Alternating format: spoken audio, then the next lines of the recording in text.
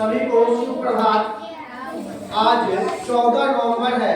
आप सभी को पता है कि आज बाल दिवस है, यानी कि आज के दिन को हम लोग बाल दिवस के रूप में मनाते हैं, क्योंकि आज ही का दिन हम लोग पंडित जवाहरलाल नेहरू के जन्म उत्सव के रूप में मनाते हैं। पंडित जवाहरलाल नेहरू को चाचा नेहरू के नाम से भी जाना जाता है।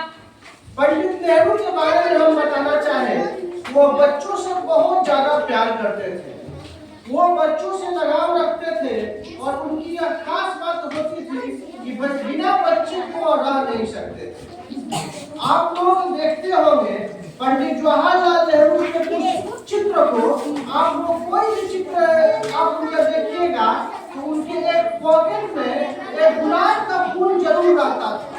आप लोगों ने कभी सोचा है कि वो ऐसा क्यों करते थे? क्योंकि मैं एक कहानी बताता हूँ। 1938 की बात है।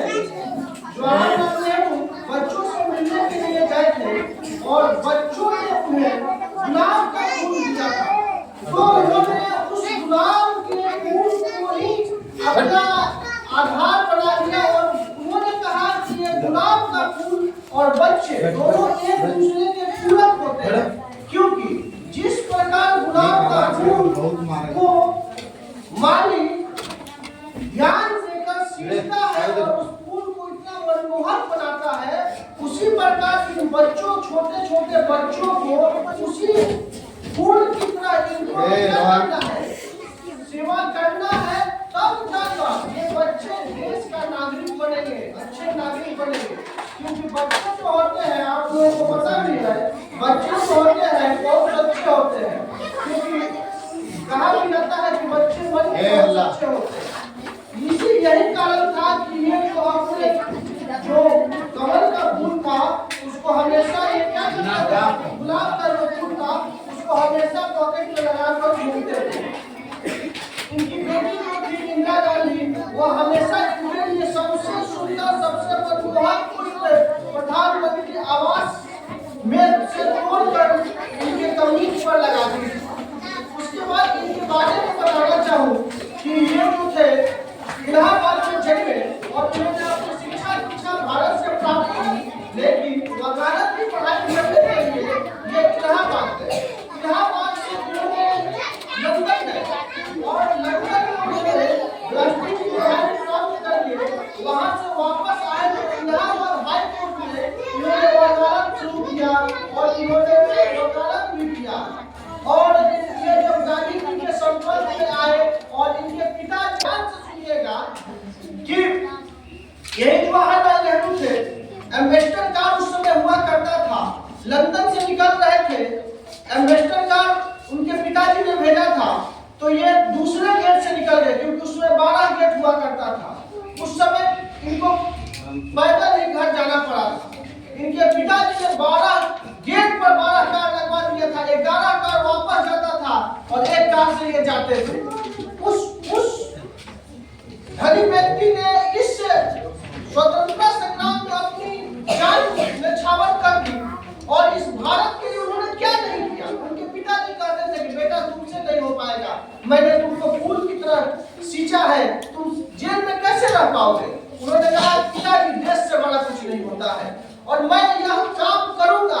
वो आदत लगाते थे, नीचे सोते थे और पहली बार 1912 की घटना में बताता हूँ, पहली बार वो जेल चले गए थे। एटली का विरोध कर रहे थे पिताजी के साथ, वो कहे कि हम भी आपके साथ सीखना चाहते हैं, उन्होंने विरोध किया और वो छोटा सा बालक जेल चला गया, जो कि हर एक सुख सुविधा में रहता था। और जेल में आपको पता होगा अंग्रेज के समय का जो जेल हुआ करता था, उस समय कितनी यातना सहनी पड़ती थी। उस समय वह जेल चले गए, कुल 9 बार जेल गए।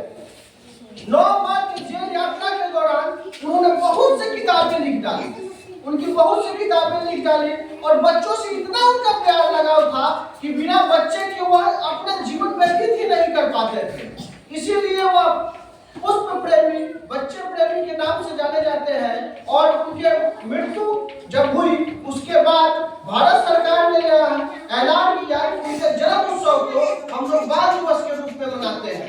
इन्होंने स्वतंत्रता संग्राम में अपनी सारी भूमिका अदा की, इन्होंने कभी पीछे नहीं हटे। यही कारण था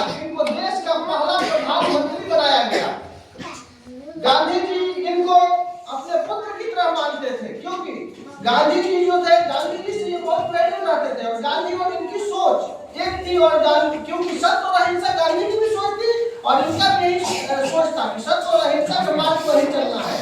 यही कारण था कि गांधी को बहुत प्रिय हुए और प्रिय होने के साथ साथ ये जब देश के प्रधानमंत्री बने तो आपको याद होगा देश में जब गरीबी आ गई तो पंचवर्षीय योजना इन्होंने लागू किया और जो हम इस समय भारत पाकिस्तान जब जिसमें बंटवारा हुआ तो इस देश के लोग उस देश में, उस देश के लोग इस देश में आ गए और जब भुखमरी की समस्या उत्पन्न हो गई थी इनकी योजना थी पंचवर्षीय योजना जिसका प्रारूप किसी दूसरे ने तय किया लेकिन इन्होंने लागू किया, लागू करके और देश को भुखमरी से बचाने का प्रयास किया और काफी हद तक हम सफल आज देखते हैं कि भारत इतना विकसित देश बना है।